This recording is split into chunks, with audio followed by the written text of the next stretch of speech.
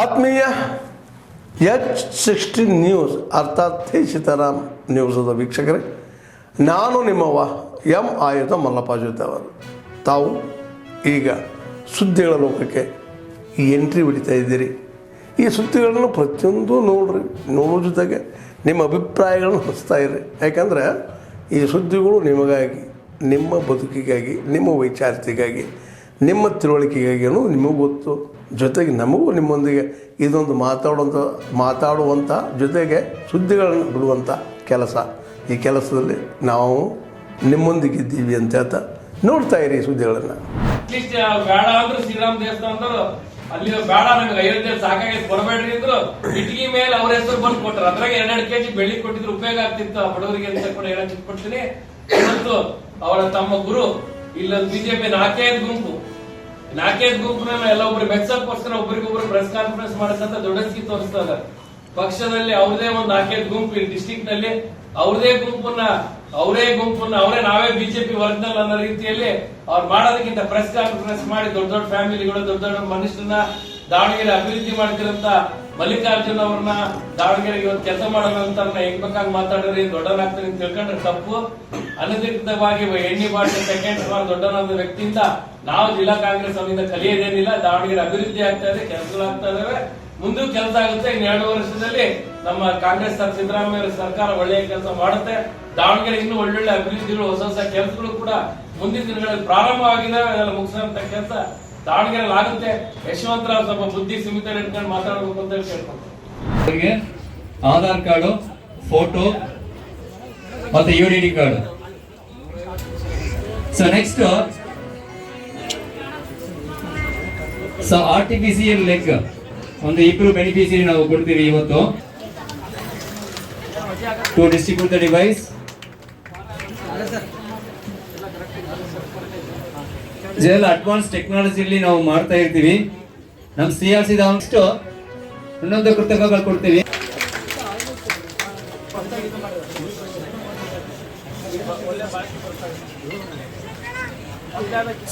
Fiber comes, sir, that is less strength, sir. We are providing aluminum alloy factor.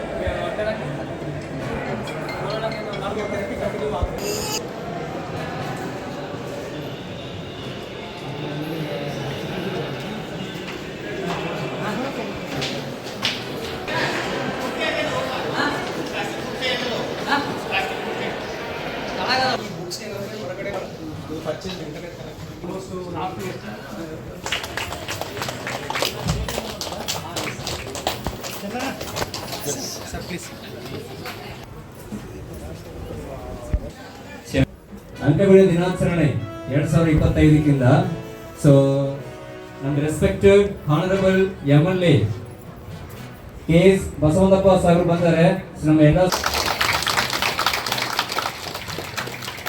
So ಈಗ ಸಾರ್ವಜನಿಕ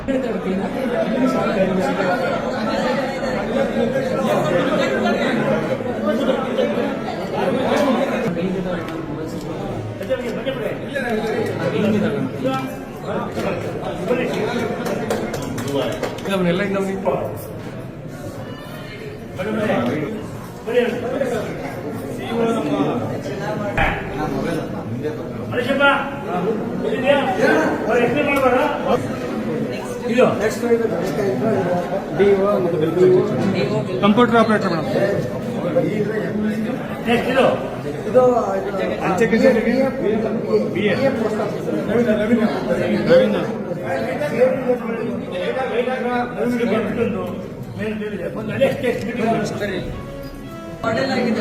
5 ತಿಂಗಳ ಹಿಂದೆ ಬಂದಿದೆ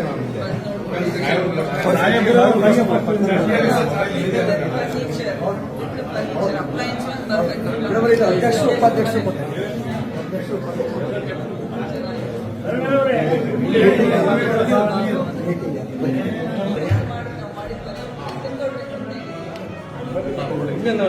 ಮೊಬೈಲ್ ಹಿಂದೆ ತಗೊಳ್ಳಿ ಬರುತ್ತೆ, ಮೊಬೈಲ್ ಅಡ್ಡ ಬರುತ್ತೆ. ಕಿಚನ್ ರೂಮ್ ಮಾಡಿದ್ದೀವಿ. ಫಸ್ಟ್ ಡೇ ಆಯ್ತು ಫೌಂಡೇಶನ್ ಹಾಕಿದ್ದು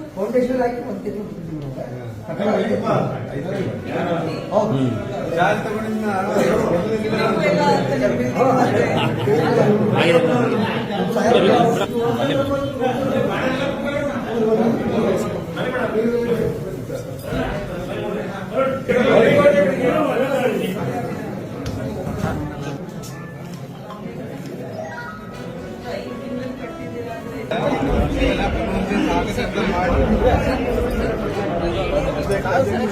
ಸರ್ ಈ ಕಡೆಯಿಂದ ಇದೆ.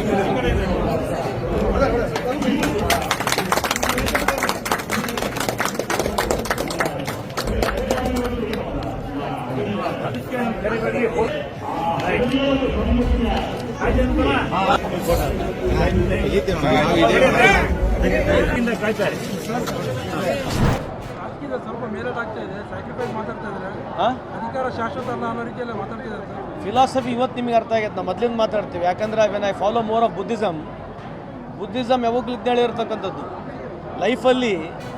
ಫಿಲಾಸಫಿ ಅಂತಕ್ಕಂಥದ್ದು nothing is permanent. It's not about politics. It's not only about politics and power. The life it self is not very permanent. ಆಕಸ್ಮಿಕವಾಗಿ ಭಾಳಷ್ಟು ನೂರಾರು ಏರುಪೇರುಗಳಾಗ್ತವೆ. ಆಕಸ್ಮಿಕವಾಗಿ ಜನರು ಜೀವನ ಕಳ್ಕೊಳ್ತಾರೆ. ಆಕಸ್ಮಿಕವಾಗಿ ಸೌಕಾರನೂ ಆಗ್ತಾನೆ, ಬಡವನೂ ಆಗ್ತಾನೆ. ಸ್ಟೇಟಸ್ ಯಾವತ್ತೂ ಲೈಫ್ನಲ್ಲಿ ಪರ್ಮನೆಂಟಾಗಿ ಉಳಿಯೋಂಗಿಲ್ಲ. So attitude, gratitude, sympathy, empathy, consent, you should feel that we are lucky. ನಾವಿಲ್ಲಿ ಕುತ್ಕೊಂಡ ತಕ್ಷಣ ಮೆರಿಟ್ನಲ್ಲಿದ್ದೀವಿ ಅಂತಲ್ಲ ಅರ್ಥ ಅಲ್ಲ.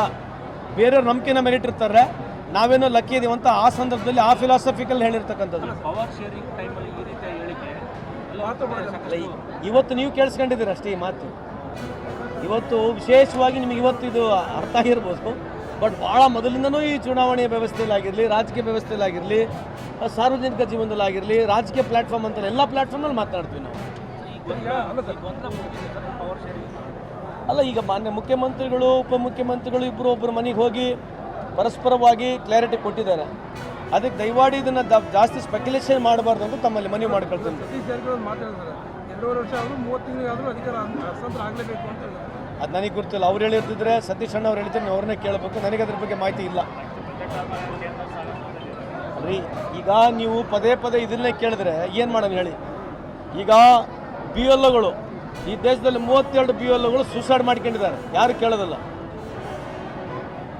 BLOಗಳು ಇವತ್ತು ಈ ದೇಶದಲ್ಲಿ 32 BLOಗಳು ಸೂಸೈಡ್ ಮಾಡ್ಕೊಂಡಿದ್ದಾರೆ. ಅದು ಪ್ರಶ್ನೆನೇ ಇಲ್ಲ.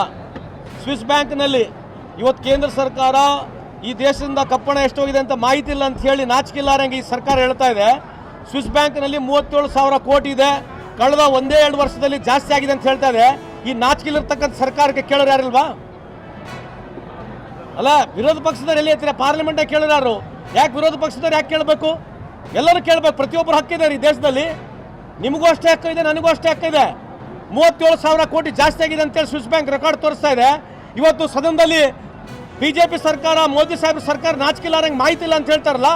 ಅಧಿಕಾರಕ್ಕೆ ಬರೋಕ್ಕಿಂತ ಮುಂಚೆ ಏನೆಲ್ಲ ಮಾತನಾಡಿದ್ರು? ಅದ್ರ ಬಗ್ಗೆ ಚರ್ಚೆ ಮಾಡೇನ್ರಿ?